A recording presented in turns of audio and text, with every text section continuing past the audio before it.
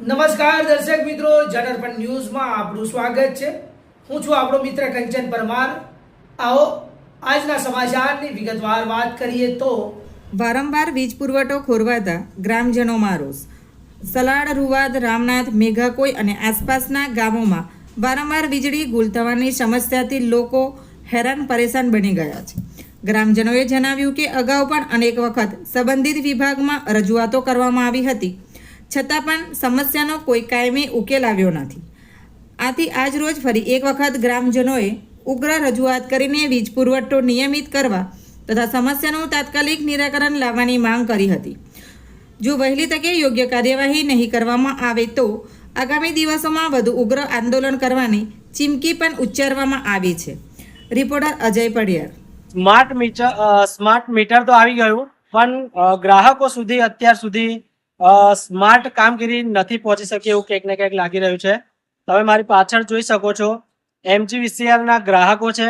Ramnath, રૂવાદ, salad, મેઘાકોઈ અને તમામ લોકો અહીંયા ભેગા થયા છે, રજૂઆત કરવા માટે આવ્યા છે. સીધા એમની સાથે વાત કરીશું.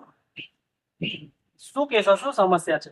સમસ્યા અમારે એવી છે કે 2 મહિનાથી છેલ્લા આ લોકોએ પ્રી મોન્સૂન કામગીરી કરી નથી અને રૂવાદ ગામ પાછળ ગોચરમાંથી અમારા 4 ગામની લાઈન આવેલી છે. રામનાથ, સલાડ, મેઘાકોઈ અને કનકોઈ, આ 4 ગામને વારંવાર 2 મહિનાથી સળંગ પ્રોબ્લેમ થાય છે. ગામમાં લાઇટ ના હોવાથી પાણીનો પ્રશ્ન થાય છે, છોકરાઓનું ભણતર બગડે છે અને જે ખેડૂતો અને નોકરિયાતો આખો દિવસ કામ કરીને આવે છે, ઘરે આવે તો સાંજે લાઇટ નથી રહેતી. આ લોકોને વારંવાર અમે રજૂઆત કરી. એની પહેલા પણ અમે લેખિત રજૂઆત કરવા આવ્યા હતા. તે વખતે આશ્વાસન આપ્યું કે અમે ટેપ લાઈન કરી અને એનું કાયમી સોલ્યુશન લાવીશું, પણ એ ખાલી કાગળ પર અને મૌખિક વાત જ કરી. એ ફિલ્ડ વિઝિટમાં કોઈ અધિકારી આવવા તૈયાર નથી, જોવા તૈયાર નથી કે ભાઈ શું પ્રોબ્લેમ છે. અમે પ્રોબ્લેમ બતાવ્યો, એનું પણ સોલ્યુશન લાવતા નથી. એ ખાલી અહીંયા એસી ઓફિસોમાં બેઠા બેઠા અને ફિલ્ડમાં એમના જે FRT ટીમના માણસો છે એમની જોડે ફોન પર વાતચીત કરી અને કહી દે છે કે હવે આ લંગર ચડી ગયો, આ થઈ ગયું, તમારું સોલ્યુશન થઈ ગયું. અને પછી થોડીક જ વારમાં 15-20 મિનિટ, અડધા કલાકમાં પાછો એનો એ જ પ્રોબ્લેમ રહે છે. આ પ્રશ્નના લીધે અમે અગાઉ કંટાળીને લેખિત રજૂઆત કરવા આવ્યા. સાહેબે આશ્વાસન આપ્યું કે અમે ફિલ્ડ વિઝિટ આવી અને તમે એનું સોલ્યુશન બતાવો, એ પ્રમાણે અમે કરવા તૈયાર છે. પછી આજે એ 2 દિવસ 3 દિવસનો વાયદો થયો, એ આવ્યા ના, એટલે અમે કંટાળીને આવ્યા. એક ગામનો પ્રશ્ન છે, રૂવાદ ગામનો. રૂવાદ ગામવાળાને કંઈક નડતર થતું હશે તો એમને એ થાંભલા ના નાખવા દીધા, તો અમે બીજો રૂટ બતાવ્યો. એ રૂટનું પણ એ લોકો મોનિટરિંગ કરવા આવવા તૈયાર નથી. આજે પણ અમે રજૂઆત કરી તો સાહેબ શ્રી એવું કીધું અમને, ત્રિવેદી સાહેબે, કે હું હમણાં આવું છું, તમે થઈ જાઓ એટલે આપણે આવીને જોઈ લઈએ. પણ એ હજુ એવું જ કહે છે કે મારા સમય હું આવીશ. હવે એ ક્યારે આવીશ એ પણ કહેતા નથી. આજે અમે 3 કલાકથી આ ગ્રામજનો અહીંયા આગળ એમની રાહ જોઈને બેઠા છે. બીજા પણ ગામના આપણે સાથે સરપંચ છે, રામનાથ, એમની સાથે શું કહેશો? મારા ગામમાં આજે 20-25 દિવસથી લાઇટનો સમસ્યા છે. રાત્રે 6 થી 10 ના 12 ના ગાળામાં વારંવાર લાઇટ જાય છે. ગામ લોકોની રજૂઆતો સાંભળી આપણે અહીંયા બી રજૂઆત કરીએ છીએ, લેખિત રજૂઆત અને મૌખિક રજૂઆત બેઉ કરી, પણ આ લોકો કંઈ ઉધારતા નથી. બીજું, સવારે મારે ગામમાં આજે પાણીનું આપવાનું હોય એ સમયે જ લાઇટ કાપીને એ લોકો બેસી જાય છે. અને આ લોકોને કહીએ, ફોન બી રિસીવ કરતા નથી. અધિકારીઓને રાત્રે ફોન મારીએ તો એ લોકો ફોન બી રિસીવ નથી કરતા. તો આ કોને કેવું, આને રજૂઆત કોને કરવી? મેઘાકોઈથી પણ આપણી સાથે એક ભાઈ છે, સરપંચ છે, માજી સરપંચ છે, શું કહે છે? હવે 1 મહિનાથી મેઘાકોઈ, કનકોઈ, સલાડમાં લાઈટ જ નથી આવતી. દરરોજ ટિપિંગ મારે હોય, દરરોજ ટિપિંગ કરે છે. હવે અત્યારે અમે સાહેબ જો ત્રિવેદીને ફોન કરે ઉઠાવતા નહીં થાય તો ફોન એ કે હું નવો છું, બરાબર. હવે અત્યારે અમારે પાણીના ટાઈમે લોકો બહેરો અમે ગાળો ખાઈને મરી ગયા. પાણી લાઈટ અને પાણી જતું, પાણી જ મેન પ્રશ્ન છે. પહેલો તો પાણી કઈથી લાવું, બરાબર. ને આ તો ઈસીમ સાહેબ બિંદાસથી ઊંઘી રહ્યા એની માટે ગમે અમારે અહીં અમારે તો એમની ખાતર કરવાનું. પીવાના પાણીની સમસ્યા છે, બાળકોનું ભણતર બગડે છે. બીજા આપણી સાથે એક ભાઈ છે, એમની સાથે વાત કરીશું. શું કહેશો તમે?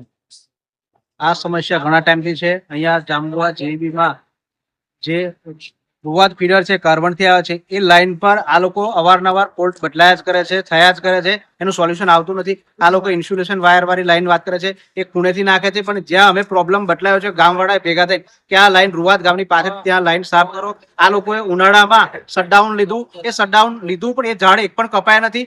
ઇવન એ તો છોડી દો, પણ કારવનથી જ્યાં સુધી અહીંયા સલાડ બધા આજુબાજુ લાઈન સુધી પહોંચી છે ત્યાં એક પણ થાંભલાસ ઉપર વાયર જે વેલા છે એ વેલા કપાયા નથી. એ વેલા પણ હજુ એવા ને એવા છે, વેલા ઉપર અડે એ થાય એટલે તરત ફોલ્ટ સ્ટ્રીપિંગ થઈ જાય. એ વેલા જો એમને શટડાઉન લીધું હતું તો એ કામ ક્યાં કરે, મજૂરો ક્યાં નાખ્યા? આ બધી બેદરકારી અહીંના સાહેબ જે ત્રિવેદીભાઈ છે એ ત્રિવેદીભાઈની પોતાની બેદરકારી છે. એમને નીચે માણસોને મોકલ્યા જ નથી. અને બીજું કે રૂવાદ ફીડર અત્યાર સુધીમાં એમનું ચોપડા પર બોલતું નથી, ચાલુ જ બદલાવે છે. જ્યારે ગામોમાં બધા રૂવાદથી પેલી બાજુના બધા જ ગામોમાં લાઇટ બંધ છે એટલે ચોપડા પર ચાલુ બદલાવે અને બધા ગામોમાં તકલીફ છે. એટલે આ સાહેબ પોતાની સ્થળ પર આવવાની તૈયારી નથી બદલાવતા કે એમની જે કંઈક સાઠગાંઠ હોય કે જે કંઈક લેણી દેણી હોય આ બધું એમનું પોતાની મિલીભગતના કારણે બધું થતું હોય છે. એના કારણે ઘણા લોકોની સમસ્યા અત્યાર સુધીમાં સોલ્વ થઈ નથી. અને મને નહીં લાગતું કે સાહેબ આજે અઠવાડિયાથી સાહેબ કહે છે કે હું આવું છું આવી શક્યા નથી. આજે પણ એવું કીધું કે હું 2 કલાક હું આવું છું જમીન. મેં કીધું કે જમ્યા પછી 2 કલાક બેસીએ કે ના મારો ટાઈમ મળશે. એટલે ચોપડાનો ટાઈમ એમને છોડવો નથી અને અહીંયાથી આવું નથી. આ સાહેબનું કામ કરવાની, પોતે એન્જિનિયર છે, એમને કામ કરવાની સૂઝબૂઝ નથી એવું લાગી રહ્યું છે. અને જો સૂઝબૂઝ હોય તો એમને પોતાના જે નીચે કામ કરનાર જે કારીગર છે, હેલ્પરો છે, એમની પાસે કામ કરાવી શકતા નથી. કે એમની જે કંઈક મિલીભગત હોય, બીજું જો પોતાની આવડત હોય. અને અમને એવું કહે છે કે મેં લાઈન કરાવી, અને અમારું કેવું છે કે લાઈન તમે તમારા ખર્ચે નહીં, સરકાર અમારી પાસે ટેક્સ લે છે, લાઇટ બિલ લે છે, એટલે તમારી ફરજ છે. પણ આ બધા જે અહીંયાથી જે લાઈન કપાય છે, વીજળી કપાય છે, જે એ ઇન્ડસ્ટ્રીયલમાં આપવાના બહાને, એમની પાસેથી કંઈક લેવાના બહાને આ લોકો આવું કરતા હોય છે. સમસ્યા છે, ખૂબ મોટી સમસ્યા છે. પાણી ગામડાઓની અંદર સમયસર લાઇટના કારણે પહોંચતું નથી. બાળકોનું ભણતર બગડે છે. વિસ્તારની અંદર જે ઇન્ડસ્ટ્રી છે એમાં પણ લોકોને સમસ્યા છે. તો ખૂબ મોટી સમસ્યા છે. રજૂઆતો પણ વારંવાર કરે છે અને કોઈ નિરાકરણ આવતું નથી. હવે જોવાનું એ છે કે કેટલા સમય સુધી આ સમસ્યા રહે છે કે પછી આ અધિકારીઓ એનું નિરાકરણ લાવશે. જનાર્પણ ન્યૂઝમાંથી હું અજય પડિયાર, વડોદરા. તો આવા જ પ્રકારના નવા સમાચાર સાંભળવા માટે જોડાઈને રહો અમારી ચેનલ જનાર્પણ ન્યૂઝ સાથે. અમારી ચેનલને લાઈક કરો, શેર કરો, સબસ્ક્રાઈબ કરો, તેમજ આ વિડીયોને વધુમાં વધુ શેર કરો. આપ અમારા સમાચારની સ્ટોરી સાંભળ્યા બાદ આપની પ્રતિક્રિયા રૂપી કોમેન્ટ જરૂરથી લખી જણાવજો, જેથી અમને ખબર પડે કે આપ અમારી સાથે જોડાયેલા રહો છો. ધન્યવાદ. નમસ્કાર.